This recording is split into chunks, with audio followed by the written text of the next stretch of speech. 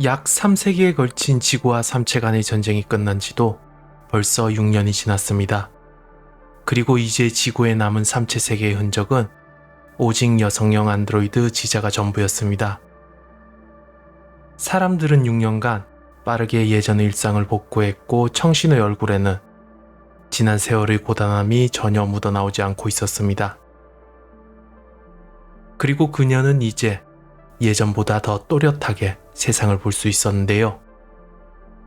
시력을 잃었던 청신에게는 과연 무슨 일이 있었던 걸까요? 그녀의 시력을 앗아갔던 것은 시민성 망막 괴사라는 병이었습니다. 다행스럽게도 이 시대에는 줄기세포를 통해서 대부분의 인체 부위를 새롭게 이식받을 수 있었습니다. 그녀 또한 이 방법을 통해 망막 이식을 받을 수 있었지만 이식 후 완치까지는 약 5년이란 세월이 걸렸습니다. 그래서 그 기간 동안 청신은 단기 동면에 들어 있었습니다. 최근 그녀가 동면에서 깨어나고 알게 된 사실은 자신이 세계 최고의 부자가 되었다는 것입니다. 물론 그녀가 동면하기 전에도 별을 팔았던 재산과 법인 회사가 있었지만 지난 6년간 AA는 청신 대신 회사를 맡아 세계 최고의 규모로 성장시켜놨던 것입니다. 하지만 그런 현실도 그녀에게는 큰 의미가 없단 걸 청신과 AA는 너무나도 잘 알고 있었습니다. 그리고 세상에는 또 다른 변화들이 있었습니다. 우선 블루스페이스호와 그래비티호는 이제 전 인류에게 신화적인 존재로 추앙받고 있었습니다. 그리고 포스트 위어브의 세기에 인류 치안군으로 활동했던 배반자들은 대부분 그 죗값을 목숨으로 갚게 됐습니다. 아이러니했던 점은 이들의 사형을 환호했던 40억의 인류 중 약 10억 명이 그 당시 인류 치안군으로 지원했었다는 사실입니다. 또한 마지막까지 굴복하지 않고 삼체 세계에 대항했던 200만 명의 영웅들도 외우주의 두 함대만큼 전 인류에게 경외의 대상이 되어 있었습니다. 이런 과거사의 정리와 함께 인류는 빠르게 삼체 세계가 남긴 흉터를 지워나갔고 사람들은 다시 안락함에 빠져가고 있었습니다. 이는 한 가지 암묵적인 약속을 전제로 한 것이었습니다. 그건 내일일지 몇 세기 후일지 모르는 멸망을 철저히 외면하는 것이었습니다. 이는 삼체조차도 암흑의 숲에 숨어있는 문명에 비하면 하찮은 문명이기에 모든 걸 포기하고 오늘만을 즐기자는 사조에서 출발한 것입니다. 이제 대부분의 사람들은 자식을 낳지 않았고 자신들의 남은 여생까지만 그 종말이 오지 않길 바랄 뿐이었습니다. 하지만 인간들은 언제나 그랬듯 또다시 이 비극을 합리화할 방법을 알아냈습니다. 바로 암흑의 숲 이론 자체를 부정하는 것이었습니다.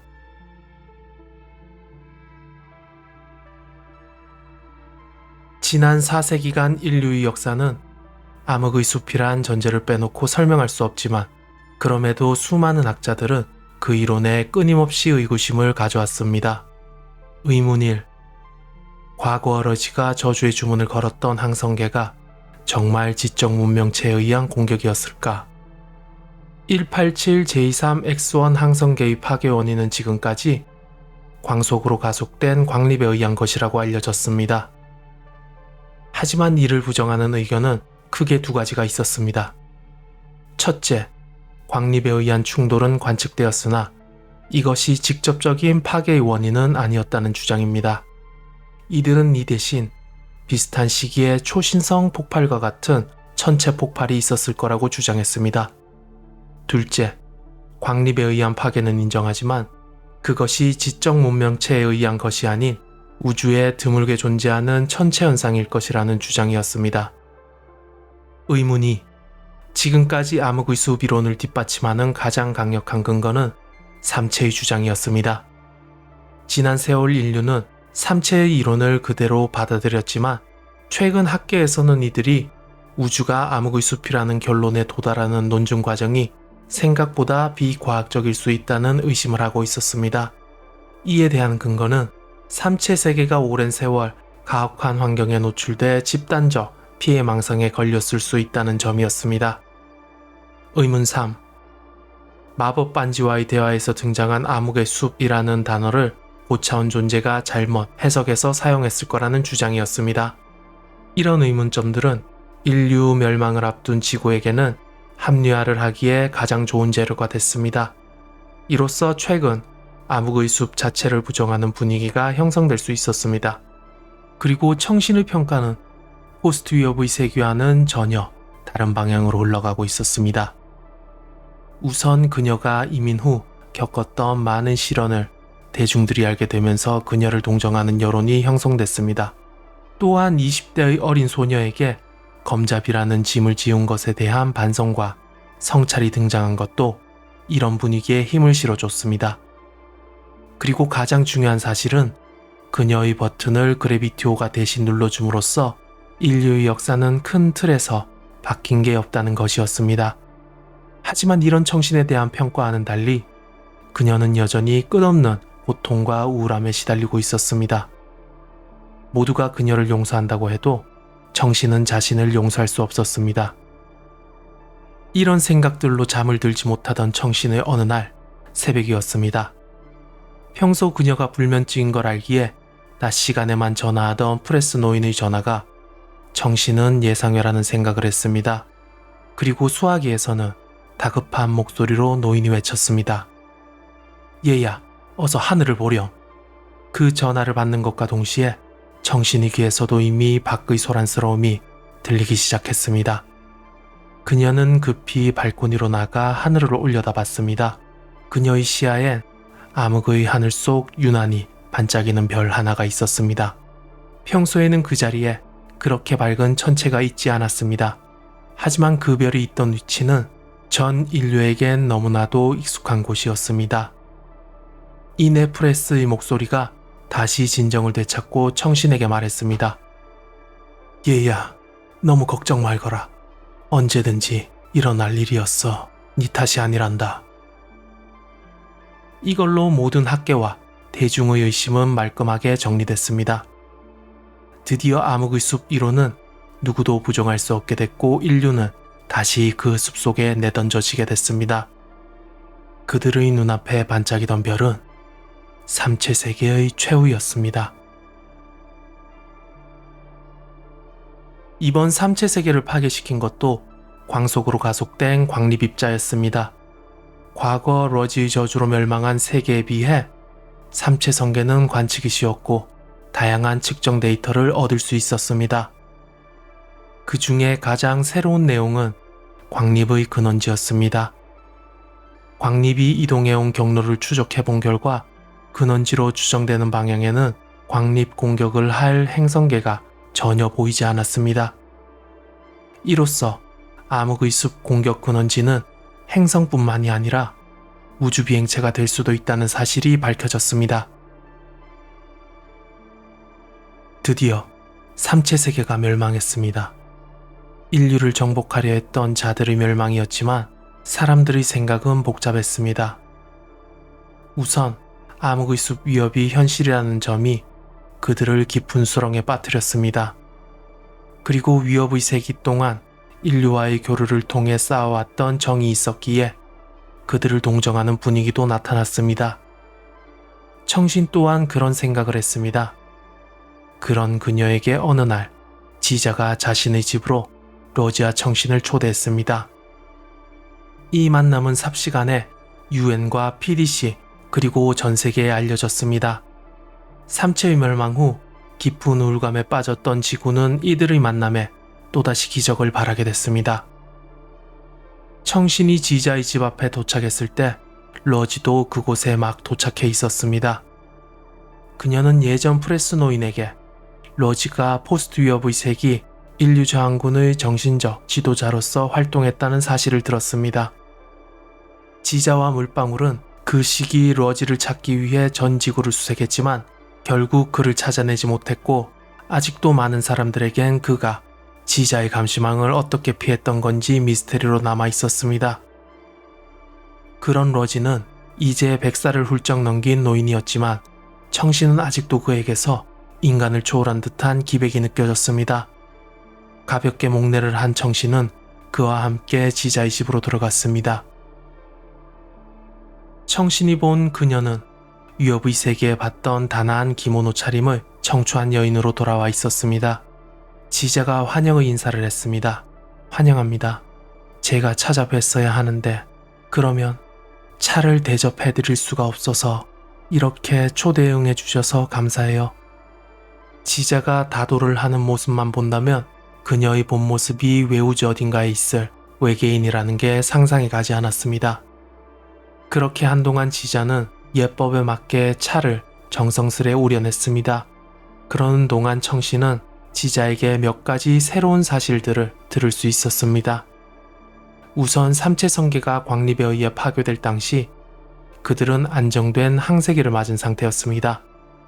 3개의 항성 중 2개의 인력권에서 벗어나 하나의 항성만을 공전하던 중 삼체 행성을 붙들고 있던 항성이 광립에 의해 초신성 폭발을 일으켰고 결국 그들의 고향이 사라지게 됐던 겁니다.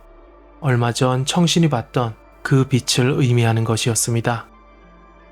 또한 생존한 삼체인들은 전체 인구의 약 1000분의 1 정도였고 그들은 함선을 타고 외우주로 도피한 상황이었습니다. 이런 상황을 듣던 청신은 참아왔던 궁금함을 이겨내지 못해 입을 뗐습니다. 우리에겐 시간이 얼마나 남았나요? 그건 우리도 알 수 없어요. 하지만 운이 좋다면 몇 세기는 이대로 생존하실 수 있을 거예요. 외계의 관측자가 보기엔 태양계와 삼체성계 중 삼체가 더 위협이 된다고 판단했을 거예요. 청신은 지자의 대답에 놀랐고 이내 다시 질문했습니다. 왜 그들이 그렇게 판단하는 거죠? 지자는 그 질문에 단호하게 답했습니다. 그건 알려줄 수 없어요. 청신은 사실 지자와 단순히 담소를 나누기 위해 이곳에 온 게 아니었습니다. 그녀는 이 대화를 통해 인류가 생존할 방법을 알아내고 싶었습니다.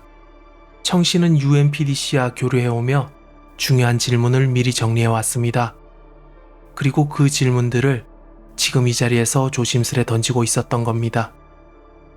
지금까지 우리는 2차례 항성계가 파괴되는 걸 관측했습니다. 그리고 2 경우 모두 광립에 의한 것이었죠. 이런 공격 방식이 암흑의 숲에서 흔히 쓰이는 건가요? 이건 여러분들이 상상하는 함대 간 우주전쟁이 아니에요. 이들의 기준은 아마 2가지일 겁니다. 임의성과 경제성이죠.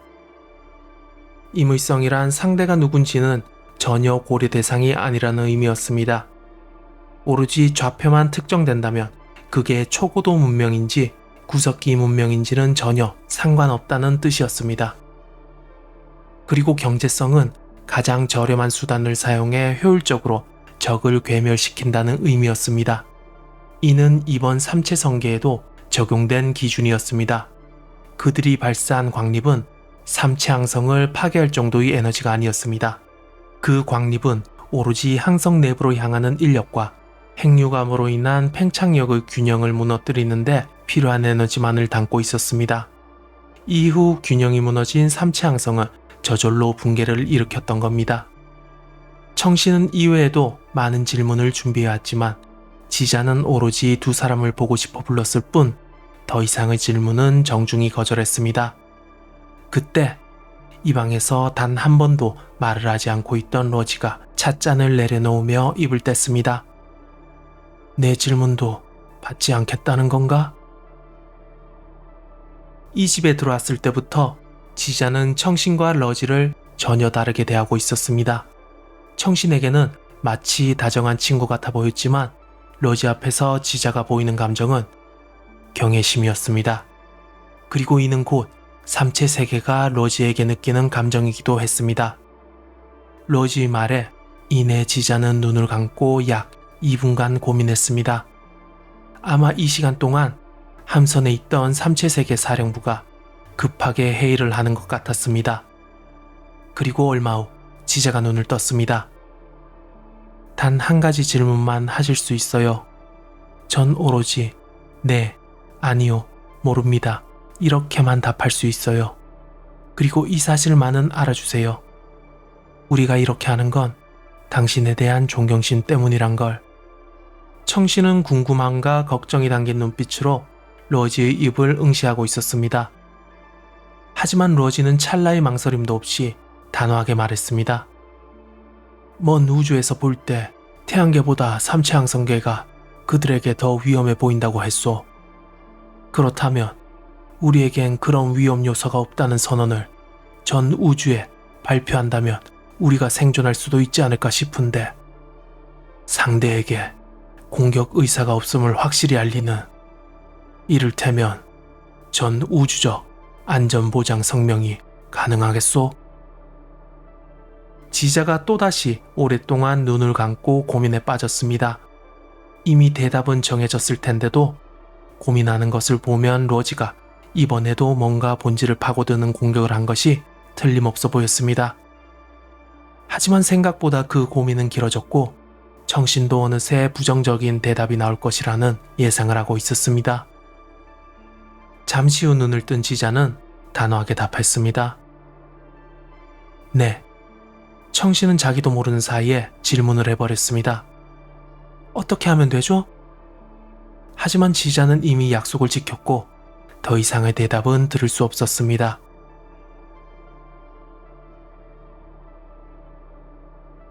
이미 지자와 두 검잡이에 대한 내용은 전 세계에 공표됐습니다. 그리고 인류는 새로운 희망을 얻었고 곧 수많은 안전보장 성명 아이디어가 나왔습니다. 아이디어들은 수없이 많았지만 큰 틀은 두 갈래로 나뉘었습니다. 그건 성명파와 자해파였습니다. 성명파의 주장은 단순했습니다. 우리가 타 문명을 공격하지 않는다는 메시지를 보내자는 것이었습니다. 하지만 이런 순진한 메시지를 믿어줄 문명이 있을 리도 없었습니다. 만에 하나 누군가가 믿어준다고 해도 그건 수없이 많은 문명 중 극소수일 뿐이었습니다. 하지만 이 주장의 가장 큰 맹점은 따로 있었습니다. 그건 메시지를 발송하는 순간 우리의 위치를 다시 한번 공개하는 것이었고, 그건 생존이 아닌 자살 행위나 다름없는 것이었습니다. 이에 반해 자해파가 주장하는 내용은 인류의 지능을 인위적으로 낮추자는 것이었습니다. 이는 곧 영속적인 저기술 사회로 인류를 만드는 것이었고, 이에 따라 생존 확률이 높아질 것이라는 주장이었습니다. 하지만 이런 주장들은 지자가 말해준 임의성이라는 기준을 전혀 충족하지 못했습니다. 임의성에 따르면 인류와 공격 의사가 없거나 미개한 원신이라는 건 전혀 상관없었습니다. 지자의 기준을 충족하는 안전보장 성명은 마치 이런 것입니다. 전 우주에 있는 모든 행성에서 지구나 태양을 봤을 때, 아, 저 별은 우리에게 아무런 해가 없구나 라는 생각이 들 수 있어야 합니다. 이건 도저히 실현 불가능한 미션이었습니다. 또한 지자가 안전보장 성명의 방법을 알려주지 않은 것도 이해가 가지 않는 부분이었습니다. 만약 인류의 안전보장 성명이 성공한다면 삼체 또한 지구가 그들에게 갖는 원한에서 자유로워질 수 있었습니다. 그리고 인류가 압도적인 문명으로 성장하게 된다면 그들을 도와줄 수도 있었기에 삼체 세계로서는 전혀 손해볼 것이 없었습니다. 오히려 인류라는 좋은 보험이 생긴 것과 다름없었지만 그들은 그렇게 하지 않았습니다. 이런 지자와의 대화가 있은 후 인류는 또다시 많은 변화를 겪었습니다. 우선 극단주의적인 자해파 단체 중 한 곳이 뉴욕, 도쿄, 서울 등 세계 주요 도시 상수도 간에 신경 억제 물질을 주입한 사건이 발생했습니다. 다행스럽게도 그들의 계획은 사전에 발각돼 큰 피해 없이 마무리됐습니다. 뿐만 아니라 많은 사람들은 이제 삼체 세계를 신이 보내준 구원의 사자라고 믿기 시작했습니다. 이런 생각을 하는 수많은 사람들이 안전보장 성명의 방법을 알려달라고 애원했습니다. 블루스페이스호와 그래비티호에 대한 인식도 이 시기에 많이 바뀌었습니다. 이제 그들은 다시 악마의 전함으로 불리고 있었습니다. 아마도 그들이 중력파 발사를 하지 않았다면 극소수의 인류라도 호주에서 생존할 수 있었기 때문입니다. 그들이 신격화가 폄하되면서 나온 반작용은 더욱 심각한 것이었습니다. 사람들은 또다시 인류의 등불을 찾아냈고 그건 바로 청신이었습니다. 하지만 그들이 청신에게 바라는 건 인류의 생존이 아니었습니다. 사실 이 시대에는 과거의 모성애가 사라진 지 오래입니다. 그리고 인류 멸망의 위기에서도 버튼을 누르지 않은 것은 전 우주적 인류애로 비춰졌습니다. 그건 그녀를 찬양하는 이들에겐 현 시대에 없는 모성애로 느껴졌습니다. 이제 그들은 청신을 자신들이 원하는 여신의 모습으로 만들어내고 있었습니다. 그리고 이런 상황이 청신에게는 그 어떤 시련보다 견디기 힘들었습니다. 그녀가 삶을 포기하지 않았던 이유는 오로지 속죄만을 위한 것이었습니다. 하지만 지금 그녀가 살아있다는 이유만으로 많은 사람들의 눈을 가리게 됐습니다. 이제 청신은 더 이상 살아갈 이유가 없어졌습니다. 오히려 자신이 죽는 것이 마지막 속죄의 길이라는 확신마저 들었습니다.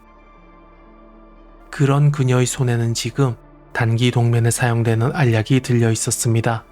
이 약을 먹고 동면 장치에 들어가지 않는다면 이건 그저 고통 없이 숨을 거둘 수 있는 방법 중 하나일 뿐이었습니다. 이제 그녀의 마음은 차갑게 얼어버린 호수의 얼음이 됐습니다. 그리고 청신은 그 얼음 위를 건널 준비가 됐습니다. 하지만 그때 지자에게서 연락이 왔습니다. 그녀는 청신에게 자신이 곧 지구를 떠난다고 말했고 그 전에 청신과 마지막 인사를 하고 싶다고 말했습니다. 청신의 마음속 얼음은 이미 경고했기에 하루 이틀쯤 뒤 그 강을 건넌다고 해도 얼음이 부서질 것 같지는 않았습니다. 그렇게 다음날 청신과 러지는 지자와의 마지막 만남을 가졌습니다. 이번 만남은 지난번과는 전혀 달랐습니다. 세 사람 모두 이제 두 세계 간에 더 이상 해야 할 말이 남아있지 않다는 걸 너무도 잘 알고 있었습니다. 그렇게 몇 시간 동안 차를 음미했고 지자는 비어있는 러지의 찻잔에 차를 따르며 입을 뗐습니다. 저는 이제 떠납니다. 두 분 모두의 안녕을 빌겠어요. 그리고 청신에게도 말을 건넸습니다. 이제 조금 알 것 같습니다. 인생이란 건 우주보다 더 넓은 것 같아요. 이 말을 끝으로 그들은 더 이상 대화가 없었습니다.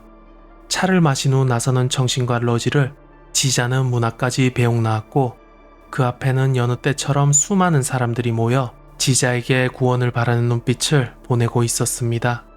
그리고 그들은 숨죽여 이 세 명의 모습을 지켜보고 있었습니다. 지자는 깊이 허리를 숙여 인사하며 이렇게 말했습니다. 작별하기 전 마지막으로 저희 세계가 보낸 메시지가 있습니다.